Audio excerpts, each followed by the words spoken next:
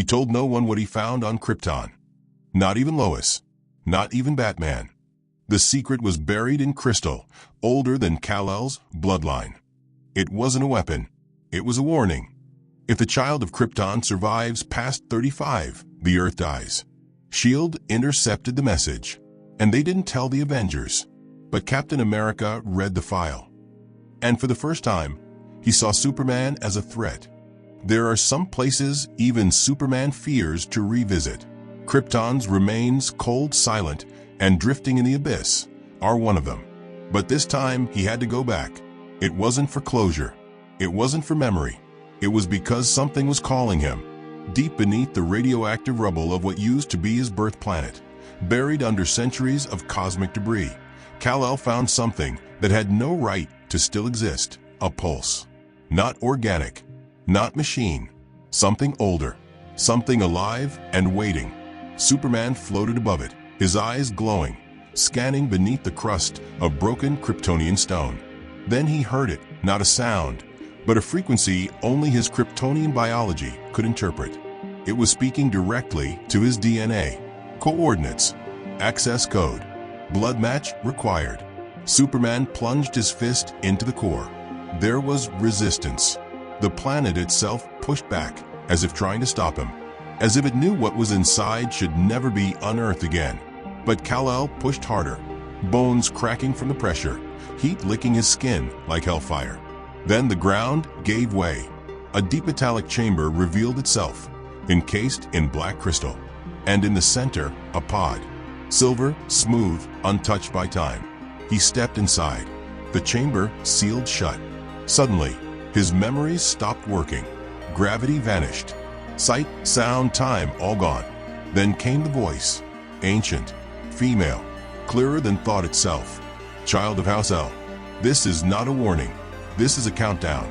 Images flooded his mind. Visions of an ancient Kryptonian prophecy.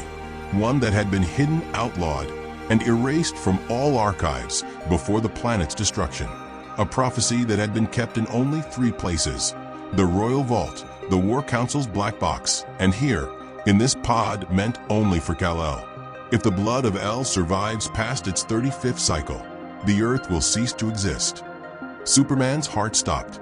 Your molecular structure is bound to Earth's biosphere. At maturity, it will destabilize. Radiation will cascade. Oceans will invert. Gravity will collapse. Earth's death will come from its own savior. He couldn't breathe. Kryptonians didn't believe in destiny, but this was science, hard-coded into his cells. He tried to speak, but the voice had already moved on. There is no cure, no solution, only choice. Return to the void or be the end of everything. And then silence. The pod released him. The crystal cracked. Superman collapsed in the dust of his dead planet, clutching his chest, eyes wide, heart torn between disbelief and a guilt he couldn't explain. He knew what this meant. Not just for him, for Earth, for Lois, for Bruce, for John. He had to tell someone. But who do you tell when you might be the apocalypse? Back on Earth, Kal-El said nothing.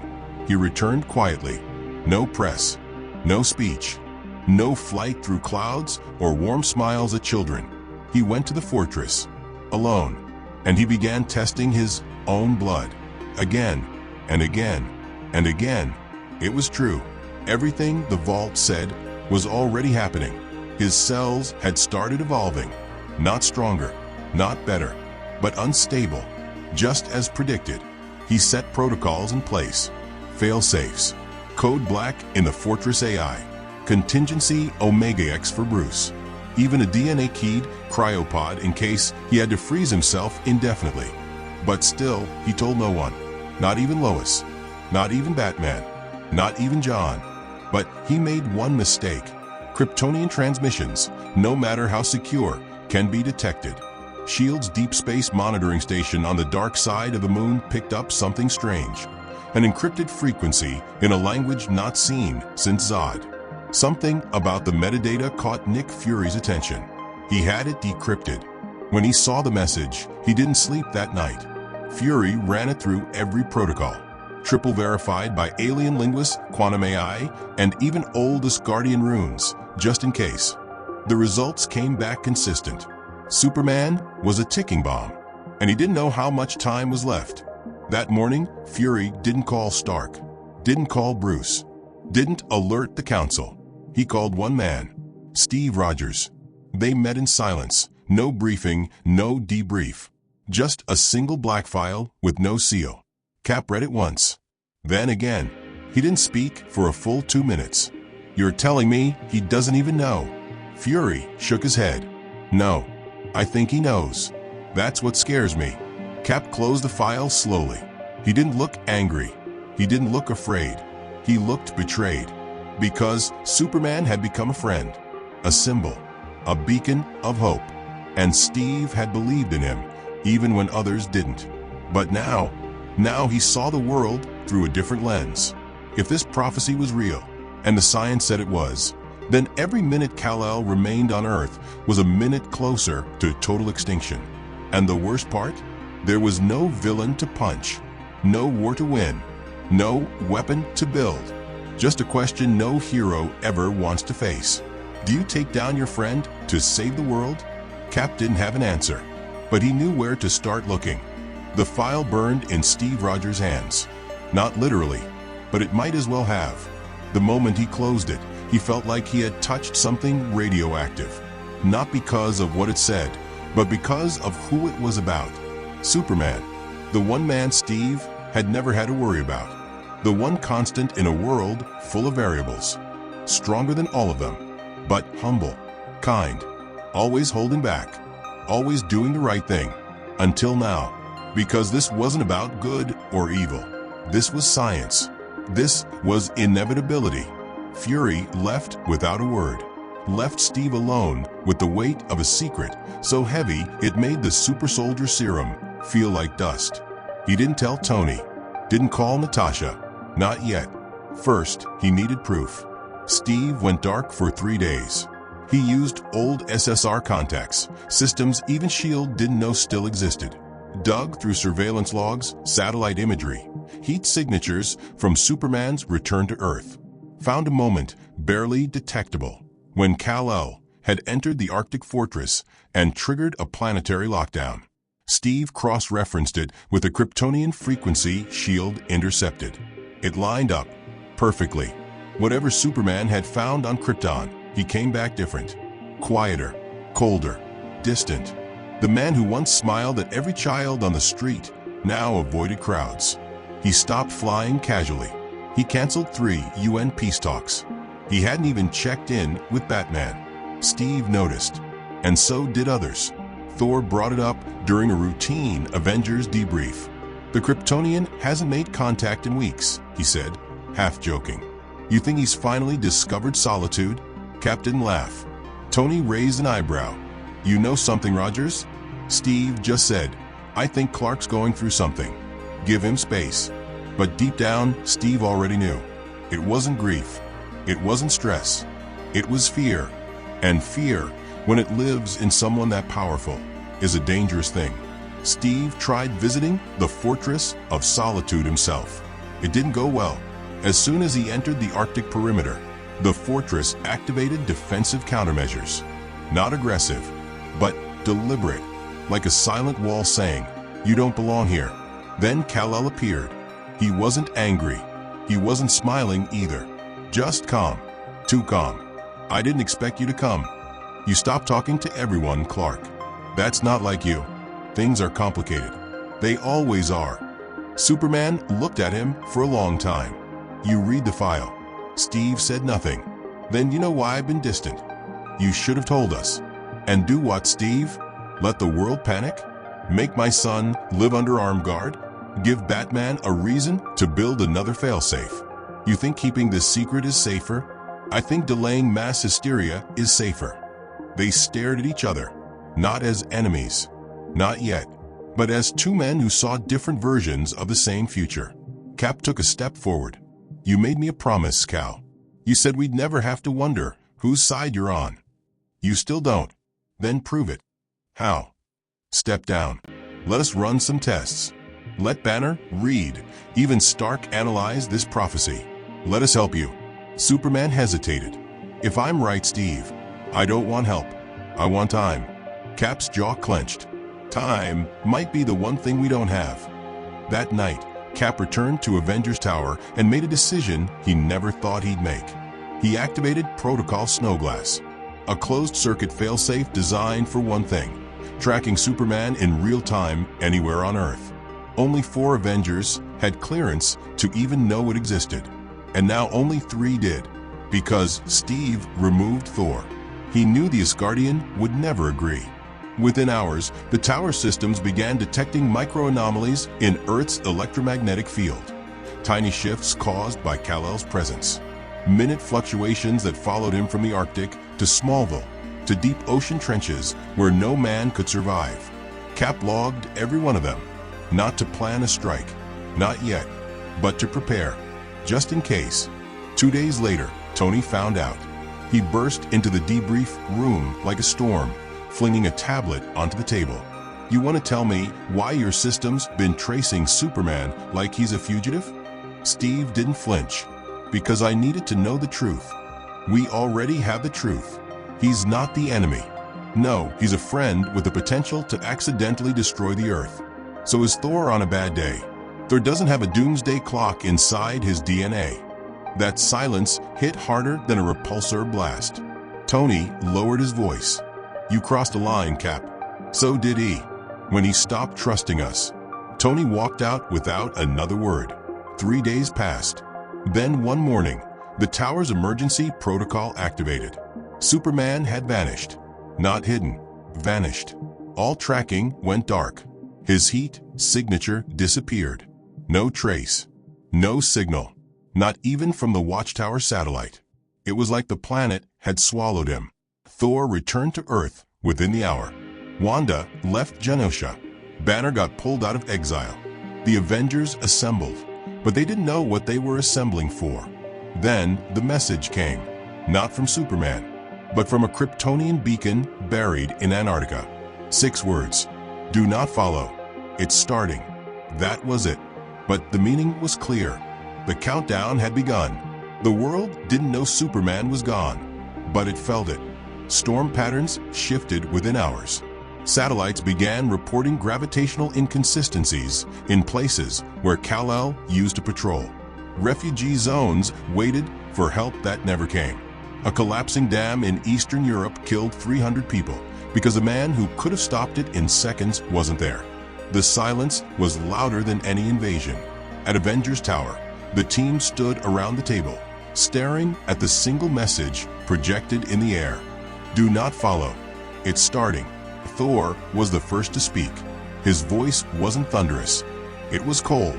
You knew. I turned to Steve. You knew something like this would happen. Steve didn't deny it. I knew there was a risk. Thor stepped closer, lightning flickering beneath his skin. No, you decided there was a risk, and you acted without us. Wanda felt it too, the absence. Not just physical, but emotional. Superman's presence had always been like a stabilizing hum in the background of the world. Now that hum was gone, replaced by static. Banner broke the tension quietly. If the prophecy's real, running might actually slow it down. Tony snapped. Or speed it up. You ever notice how every time we try to contain something godlike, it ends badly? Steve raised his voice. Enough. This isn't about blame. It's about response. Natasha leaned forward. Then be honest, Steve. Are we preparing a rescue or a takedown? The room split in half with that question. Steve didn't answer immediately. Because the truth was, he didn't know anymore. Thor turned away. I will not raise my weapon against him. Not for prophecy. Not for fear. Wanda nodded. I've seen inside his mind. There's no malice. Only guilt. Banner hesitated. If his biology is destabilizing the planet, intentions won't matter. Tony slammed his hand on the table. So we're really doing this? Preemptive justice? We just decide one man's existence is too dangerous. Steve finally spoke. We decide whether the planet survives. That was the moment it happened. Not a shout. Not a fight, a fracture. Thor walked out. Wanda followed. Banner stayed, but his eyes said he wasn't sure why. Tony looked at Steve like he was staring at a stranger. You're not the man who jumped on a grenade anymore. Steve met his gaze. I still would. Then why won't you let him make that choice? Because Steve had seen the data. Because Steve had read the line that haunted him every night. At full maturity, restraint will fail. Meanwhile, somewhere far from Earth's orbit, Superman drifted through darkness. He had gone where no one could follow. A pocket of null space between dimensions. No stars. No gravity. No life. Just him. He'd built the chamber years ago. A failsafe. A place to isolate himself if the worst ever came. And now it had. His cells were changing faster. Energy spikes he couldn't fully control. When he focused, reality bent just a fraction too much. Time lagged around him.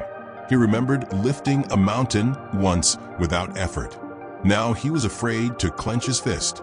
He thought of Lois, of John, of a world that trusted him without question. And Steve, the man who always believed in symbols. Superman wondered if symbols could forgive betrayal. Back on Earth, governments began noticing the gap. The UN demanded answers. S.H.I.E.L.D. stalled. Wakanda activated planetary defense grids for unrelated reasons. Batman disappeared entirely, off the grid, unreachable. That scared Steve more than anything. Then the second message arrived. This one didn't come from Kryptonian tech. It came from space. A deep space transmission intercepted by SWORD. Ancient, codified, universal. 3 words translated across 100 languages. The catalyst awakens. Banner went pale. That's not about Superman. Everyone froze. Banner pulled up the data. Energy readings. Planetary resonance. The same fluctuations traced to Kal-El were echoing elsewhere across the globe. Superman wasn't the source. He was the trigger. Wanda whispered. Then what is waking up? Before anyone could answer, the floor shook.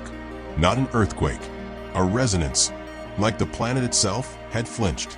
In the Pacific, the ocean parted for 3 seconds, then slammed back together, sending shockwaves across 3 continents.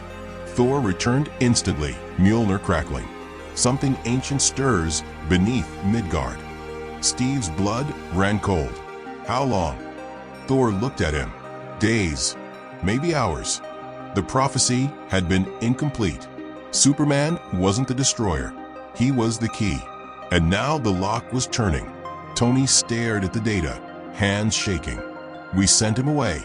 Steve felt the weight crash down. No, we pushed him.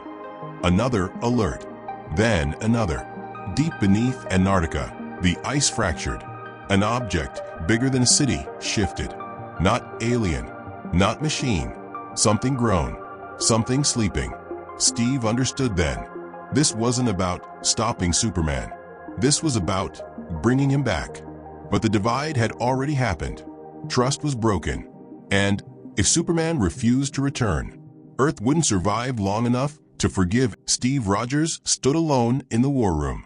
Holograms blinked silently in front of him. Energy readings, dimensional flux maps, dormant anomalies now pulsing with life. The Earth was changing. Not in theory, not in prophecy. In real time, something was rising. And the one person who could stop it had been pushed away. By Steve. The others weren't speaking to him anymore. Thor had vanished into the realm between realms, chasing whispers of the catalyst.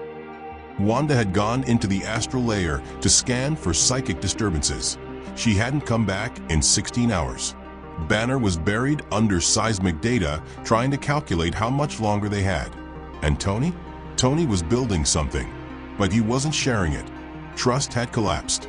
Steve had built this team to stop wars before they started.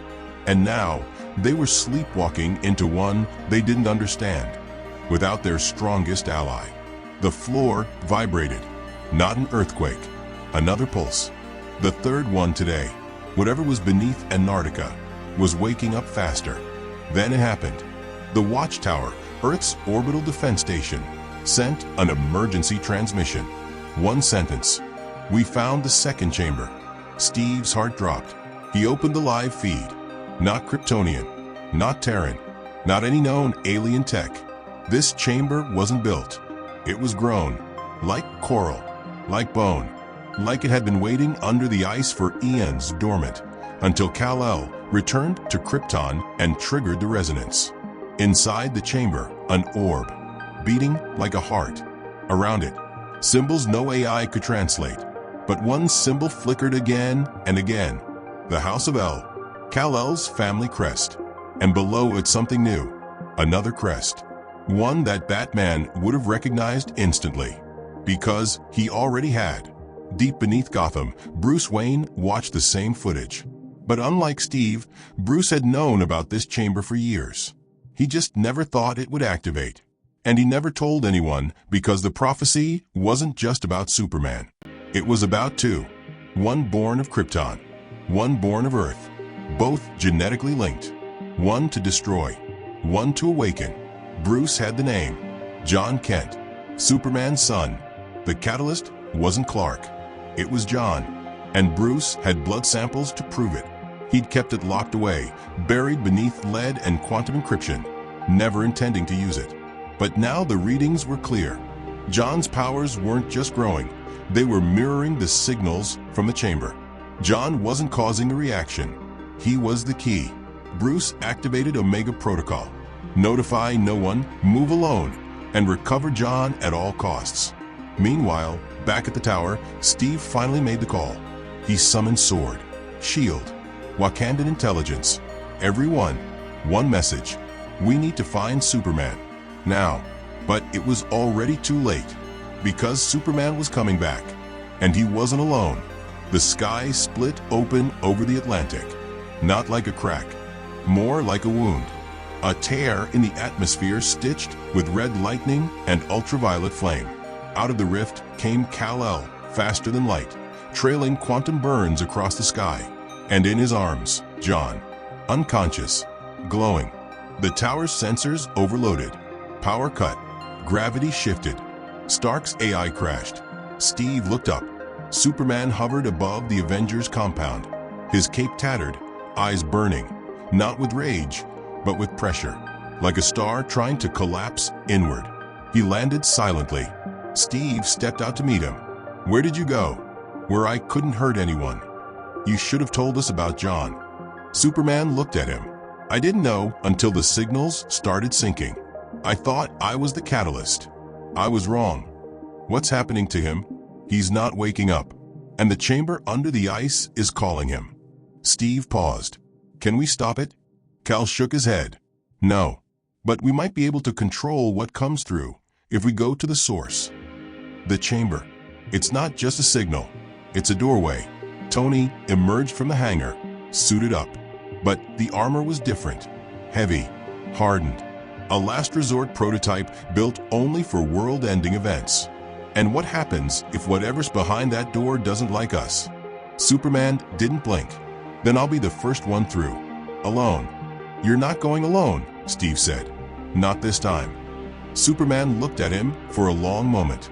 I read the file, Steve. I know what you were prepared to do. And I was wrong. Are you sure now? No. But I believe in you. That silence between them was heavier than any weapon. Then John stirred. Just once. A whisper in Kryptonian. It's already here. The earth pulsed again. Harder. Mountains trembled. Waves reversed. The sky shimmered like glass. Superman looked down at his son, then up at the clouds. We're out of time. He turned to Steve. If I don't make it back, you will. If I don't protect him, even for me. Steve nodded.